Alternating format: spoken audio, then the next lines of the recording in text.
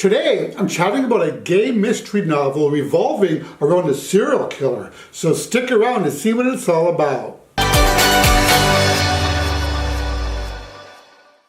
Well, hey friends, Roger here, and today I'm chatting about a book entitled Keep This to Yourself, written by Tom Ryan. So this follows 18-year-old Mac Bell, who is still reeling from his best friend Connor's murder the year prior. Connor was the fourth victim of a serial killer named the Catalog Killer that terrorized Camera Cove for a few months and then vanished, with everyone being confident that the killer was nothing more than a random drifter who moved on after the murders. Now it's a year later and everyone is trying to move on with their lives, including Mac. But when Mac finds a cryptic note from Connor that was written on the day of his murder, Mac is once again thrust into the case, determined to find out what happened to his friend.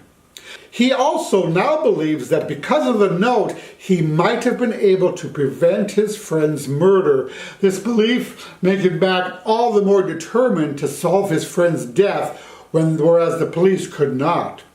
So I think that there's definitely some survivor's guilt going on here.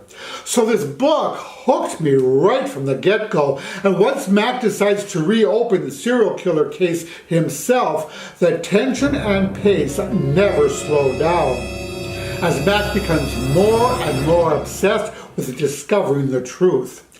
So then the tension really ramps up once Mac begins to suspect that the killer never left Camera Cove at all and has been here the entire time. So I loved how chock full of twists and turns this story was, and how everyone ended up being a suspect at some point during the story. I loved journeying along with Mac as he slowly uncovered clues and reopened old wounds by interviewing the survivors' families. And along the way, we're introduced to a multitude of rich characters which really added to the realism of the setting. So, through these characters, it becomes quickly evident that many in the town are keeping secrets which may have hampered the original investigation. You know, I always love the trope where nobody can be believed, and that certainly was the case here.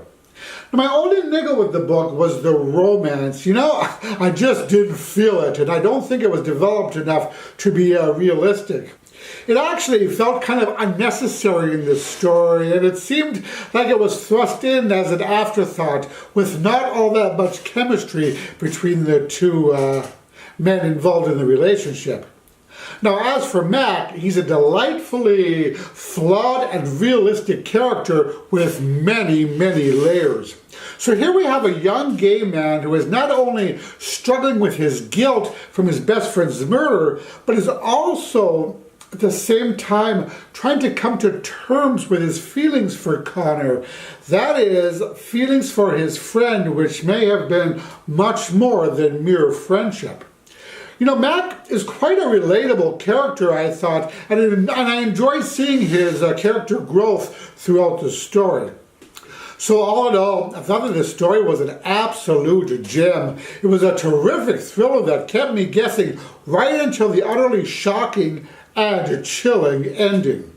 It was a clever and solid whodunit with plenty of red herrings and misinterpreted clues to throw the reader off track from guessing who the real killer is.